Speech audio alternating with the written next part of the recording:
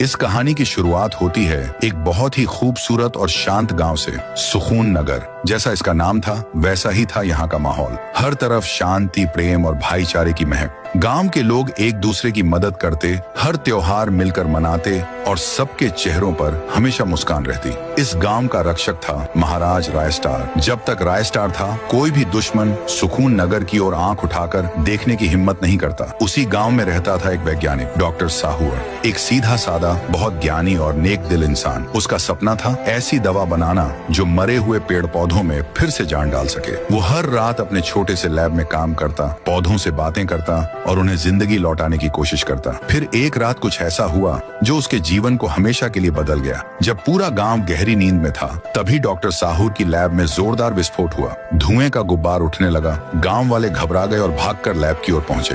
वहां जो उन्होंने देखा, उससे सबके रोंगटे खड़े हो गए। डॉक्टर साहूर अब इंसान नहीं रहा था। उसका शरीर लकड़ी जैसा हो गया था। चेहरा डरावना, आंखें चमकदार और हाथ पांव पेड़ की टहनियों जैसे। गांव के लोग डर गए। उन्होंने उसे जंजीरों से बांध दिया और सुबह होते ही रायस्टार को बुलाया। रायस्टार आया और पूछा, इसने क्या गलती की है? लोग बोले, ये अब इंसान नहीं रहा, ये हमें भी अपने जैसा बना देगा, इसे गांव से बाहर करो। डॉक्टर साहूर चुप था, लेकिन अंदर से उसका दिल टूट चुका था। रायस्टार ने मजबूरी में उसे अपनी बाइक पर बैठाया और दूर, बहुत दूर घने जंगल में छोड़ आया। डॉक्टर साहूर जंगल में अकेला रह गया और वहीं उसके दिल में बदले की आग जल उठी। अब वो वही दवा बनाने लगा, लेकिन इस बार जीवन के लिए नहीं, विनाश के लिए। कुछ दिन बाद एक काली रात डॉक्टर साहूर वापस लौटा, कुछ खतरनाक गुंडों के साथ। उनके पास थी वही जहरीली दवा। उन्होंने सुकून नगर के हर कोने में वो जहरीला धुआं छोड़ना शुरू कर दिया। लोग तड़पने लगे और धीरे धीरे इंसान जानवरों में बदलने लगे। कोई बंदर, कोई शेर, कोई लोमड़ी। गांव अब एक जंगल बन चुका था और उस जंगल का राजा बन गया डॉक्टर साहूर।